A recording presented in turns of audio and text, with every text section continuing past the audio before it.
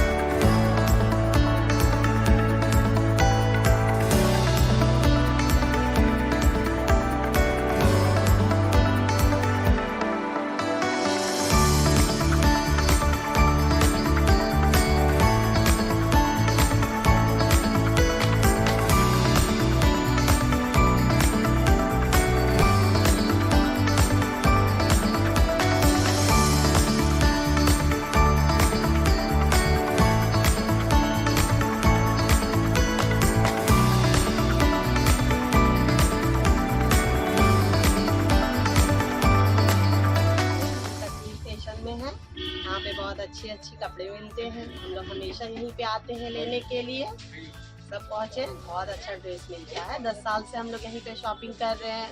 काफ़ी बेहतर कपड़े रहते हैं, फैशन आते रहती है, हर 10 दिन में, 15 दिन में, 8 दिन में हर न्यू फैशन आती है, हर बार न्यू फैशन आती तो है। सारी यही पसंद के कपड़े यहीं से लेते हैं, जैसा चाहते हैं वैसा मिल जाता है यहाँ पे।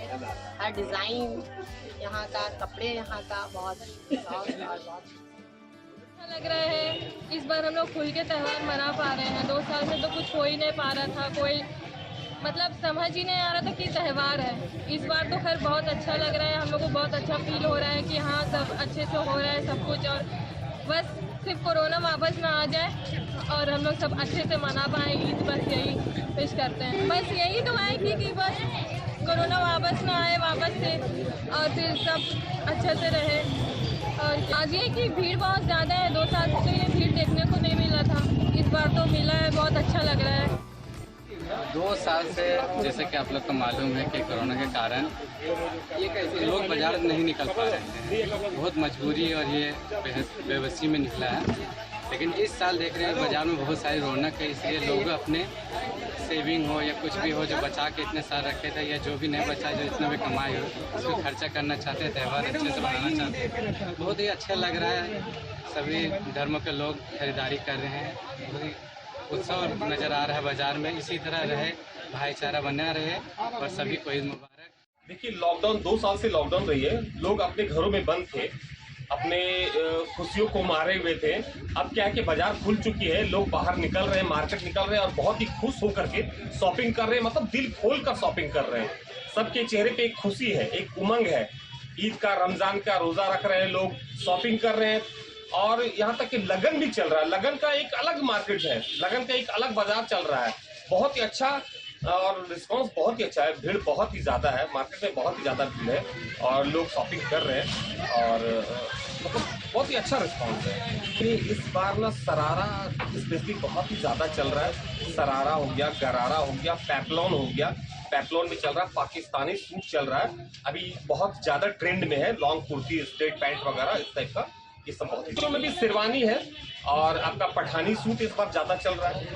पठानी सूट है, शेरवानी है, कुर्ता पैजामा, ये सब ट्रेंड में है अभी बहुत ज़्यादा। इस बार के मार्केट से हमें बहुत उम्मीद है, और उम्मीद से ज़्यादा अच्छा मार्केट इस बार है। जो हम लोग उम्मीद किए थे, उम्मीद तो अच्छा ही किए थे, क्योंकि 2 साल से लॉकडाउन थी, लोग शॉपिंग नहीं किए थे, तो उम्मीद तो था ही, लेकिन उम्मीद से बहुत ही ज़्यादा बढ़िया बाजार है।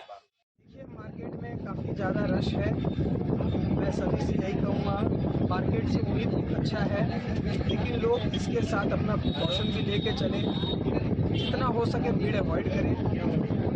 मार्केट हर साल ही आनी है, हर साल ईद आना है, हर साल त्यौहार आना है। हाँ, देखते हुए मैं मार्केट का सिनेरियो यही करता हूँ कि कपड़े व्यापारियों का मार्केट काफ़ी अच्छा है, अच्छा चल रहा है, और उम्मीद करता हूँ आगे भी मार्केट अच्छा चलेगा। देखिए, हमारा इतना पुराना प्रतिष्ठान है और लोगों का इतना प्यार मिल रहा है कि सबको वो प्यार संभाल पाना मुश्किल है। तो मैं, हमारे यहाँ सब चीज़ों की ग्राहक रहती है, ईद की अलग बिक्री रहती है, लगन की अलग बिक्री रहती है, तो सबको खुश रख पाऊँ यही मैं कामना करता हूँ।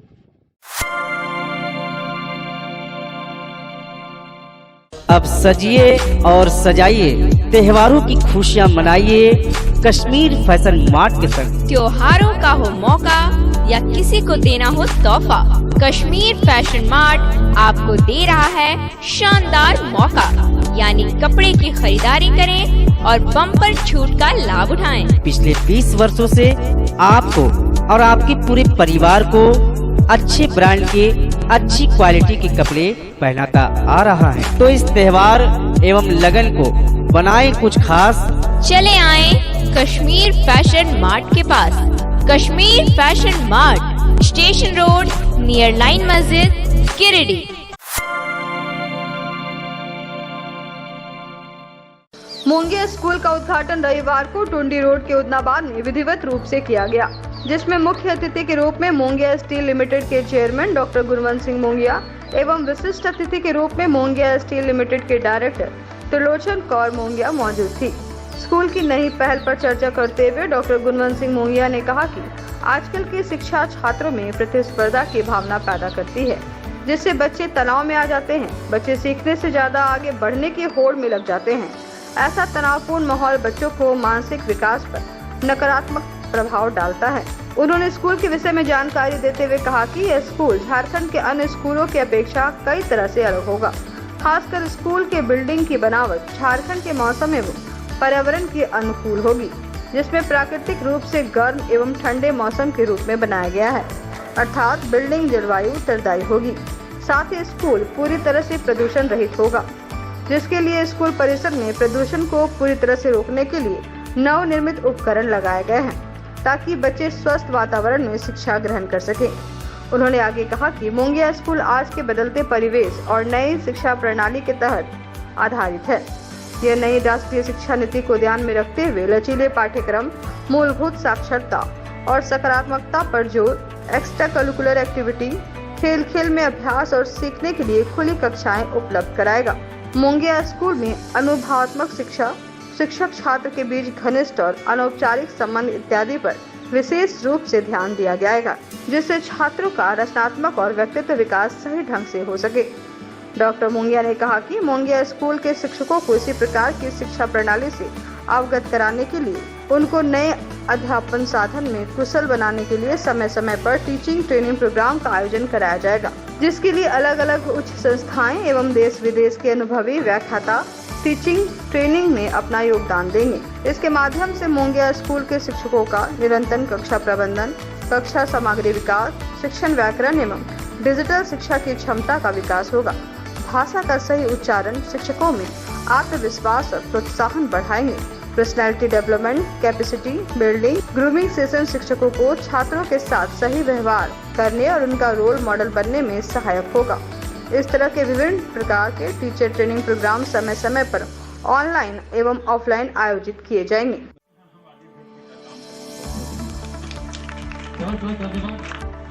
और जब सोच होता तो निश्चित उसका सोच साकार भी होता है। निश्चित उद्योग तो यहाँ लगभग 20 वर्ष से आया। जरूरत नहीं और स्कूल कॉलेज में इंडस्ट्री के जितना पैसा कमाई है जानकारों को बुला तो सकते हैं और उनकी सेवा को प्रोसेस को बनाए और ऊपर से जो गुणवत्ता उसका उत्पादन करने जा रहे हैं और सूचना जा सकता था, लेकिन हम लोगों ने जो मोंगिया परिवार ने सिर्फ उसको थोड़ा सा एक मैनेजमेंट मजबूत चाहिए होता है।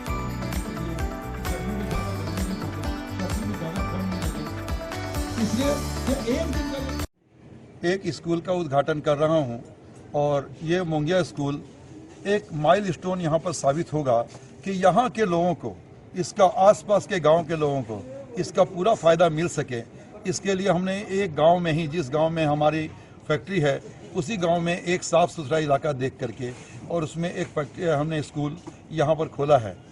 निश्चित रूप से इंडस्ट्री यहाँ पर जो भी हम लोग खोलते हैं उसका फ़ायदा और स्कूल का फ़ायदा ये बराबर नहीं हो सकता। स्कूल से कमाई का हम नहीं समझते हैं कि उतना साधन है, लेकिन मुझे इस चीज़ से परवाह नहीं है कि हमें इसका फ़ायदा पैसों के हिसाब से क्या मिलेगा। मैं सिर्फ ये देख रहा हूँ कि आसपास के गांव के लोगों को इसका फ़ायदा मिलना चाहिए।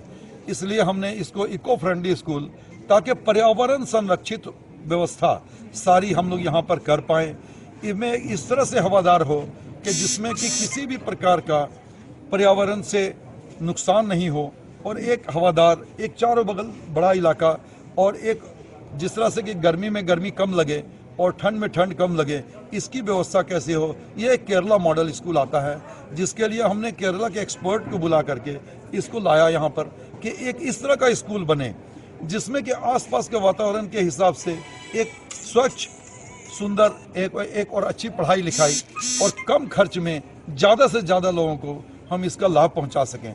सबसे पहले हमने यहाँ के आसपास के गांव के लोगों को आमंत्रित किया है कि आप लोगों के लिए ही हमने ये स्कूल लगाया है, आप लोग यहाँ पर आएँ और इसका फ़ायदा देखें। क्योंकि अगर मोंगिया ने कोई भी काम किया है तो निश्चित रूप से एक अच्छा कदम होना चाहिए, एक मजबूत कदम होना चाहिए। और इसका फ़ायदा अगर इस सोच से लगाया है कि आसपास के गांव को इसका फ़ायदा है होना चाहिए, तो निश्चित रूप से हम सभी को आमंत्रित करते हैं। किसी को यहाँ आना मना नहीं है, लेकिन इसका फ़ायदा सबसे ज़्यादा हमारे आसपास के गांव के लोगों को होगा। हम उनके लिए ट्रांसपोर्ट से लेकर के हर चीज़ की व्यवस्था रखेंगे कि वो आने जाने में उनको कोई असुविधा नहीं हो, उनके बहुत ज़्यादा फाइनेंशियल कॉस्ट नहीं उनको आए और यहाँ पर रहने, यहाँ पर पढ़ने में उनको जितनी ज़्यादा हम समझ सकते हैं कि अच्छे से ज़्यादा एक्सपर्ट ला सकें। मैं ये नहीं कहता कि हम हर चीज़ के लिए सक्षम हैं, हम तो पढ़ाएंगे नहीं, लेकिन हम अच्छे लोगों को तो दे सकते हैं, हम एक्सपर्ट को तो ला सकते हैं यहाँ पर कि अच्छी से अच्छी पढ़ाई हो और अच्छा से अच्छा उनका फ़ायदा हो सके। त्रिस्तरीय पंचायत चुनाव को लेकर तीसरी प्रखंड के सभागार में 27 मुखिया व 84 वार्ड सदस्य उम्मीदवारों ने नॉमिनेशन कराया। चौथे दिन सोमवार को उम्मीदवारों की काफी भीड़ रही। चौथे दिन मुखिया उम्मीदवार में 17 महिला और 10 पुरुष और वार्ड सदस्यों में 57 महिला और 27 पुरुषों ने पर्चा भरा। भीषण गर्मी में भी मुखिया प्रत्याशियों के उम्मीदवार चिलचिलाती धूप में तीसरी मुख्यालय में पंचायत चुनाव को लेकर नाचते गाते पहुँचे। उम्मीदवारों के साथ समर्थकों में काफी उत्साह देखा गया। खाने पीने व तरबूज फल की दुकानों में भी लोगों की काफी भीड़ जुटने लगी।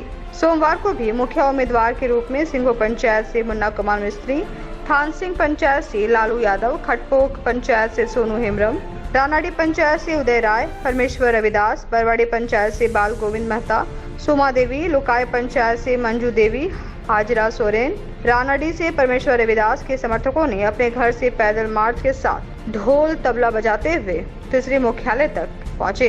वहीं दूसरी ओर भारी उत्साह से थान सिंह के मुखिया प्रत्याशी लालू यादव ने काफी संख्या में मोटरसाइकिल जुलूस निकाला और नॉमिनेशन के बाद समर्थकों के साथ एक दूसरे को अबीर गुलाल लगाया। वहीं खटपोक के मुखिया प्रत्याशी सोनू हेम्ब्रम ने कहा कि कई सालों से राजनीतिक के तहत गरीब हो या असहाय व्यक्ति को हमेशा हर समस्याओं का समाधान किया हूँ। इस बार पूरा विश्वास है कि जनता मेरे साथ है।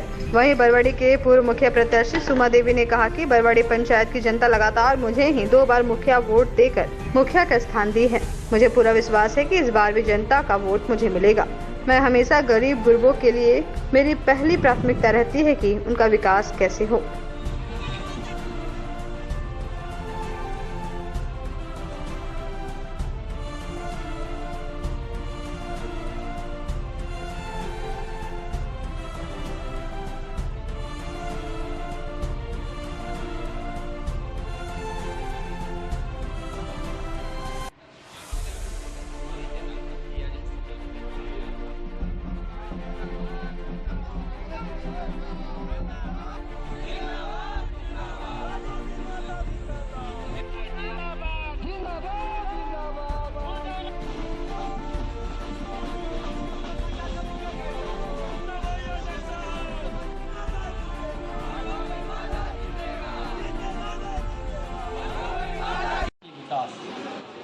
चाहता हूँ कि बहुत सारा अभी तक उस पंचायत में विकास नहीं हुआ है। जैसे कि पानी पीने का भी बहुत सारे लोग ऐसे हैं जो नदी नाला का पानी पी रहे हैं। मैं पहले पानी पीने का व्यवस्था मैं दूंगा। और बहुत सारे ऐसे लोग हैं जो आवास नहीं मिला, आवास, वृद्धा पेंशन सारे मुद्दों को लेकर के मैं जीत हासिल करूँगा। तो मेरा कोशिश रहेगा कि गाँव का विकास हो। मेरा जनता से देखिए पहले से मेरा बहुत अच्छा संबंध रहा है और मैं पहले भी जनता के बीच में रहा और जो भी जनता की जो भी समस्या है मैं सुना हूँ और मैं लोगों के लिए किया भी।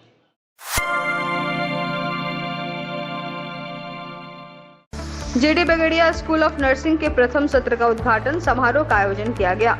इस मौके पर मुख्य अतिथि के रूप में अरुण कुमार माथुर मौजूद थे। इसके अलावा बगड़िया जन कल्याण ट्रस्ट के अध्यक्ष Ajay Bagaria, doctor SP Sinha, Shiv Kumar Chaudhary, Ashok Upadhyay, Yadupati Mahto, doctor Vikas Mathur, doctor Shyamal, doctor Varsha Bharti, sister Rajni, sister Mary, sister Cecilia, Uday Shankar Upadhyay, प्राचार्य कार्मेल स्कूल, प्राचार्य सेंट जोसेफ स्कूल आदि के कई गणमान्य व्यक्ति समारोह में उपस्थित हुए।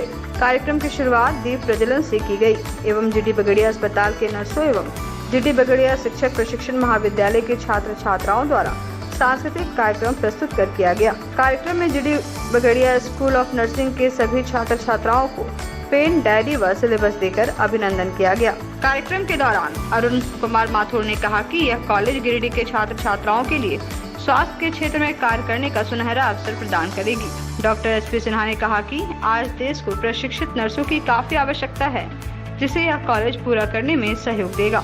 वहीं महाविद्यालय के अध्यक्ष अजय बगड़िया ने कहा कि प्रशिक्षित नर्सों की कमी को देखते हुए उन्होंने इस कॉलेज को खोलने का विचार किया। उन्होंने कहा कि उनकी अभिलाषा है कि इस कॉलेज से निकलने वाले छात्र छात्राएं संपूर्ण देश में रोजगार प्राप्त कर मानव सेवा धर्म को अपनाएंगे। उन्होंने सभी छात्र छात्राओं के उज्जवल भविष्य की कामना की। कार्यक्रम में धन्यवाद ज्ञापन प्रिंसिपल सिस्टर सिसिलिया द्वारा किया गया। वहीं GD बगड़िया सेवा सदन एवं GD Bagadia school of nursing एवं GD बगड़िया शिक्षण प्रशिक्षण महाविद्यालय की छात्र छात्राओं, अध्यापकों व कर्मियों का महत्वपूर्ण योगदान रहा। बताया गया कि इस कॉलेज में झारखंड, बिहार, उड़ीसा, पश्चिम बंगाल के छात्रों द्वारा दाखिला लिया गया है। इस तरह की सेवा प्रदान कर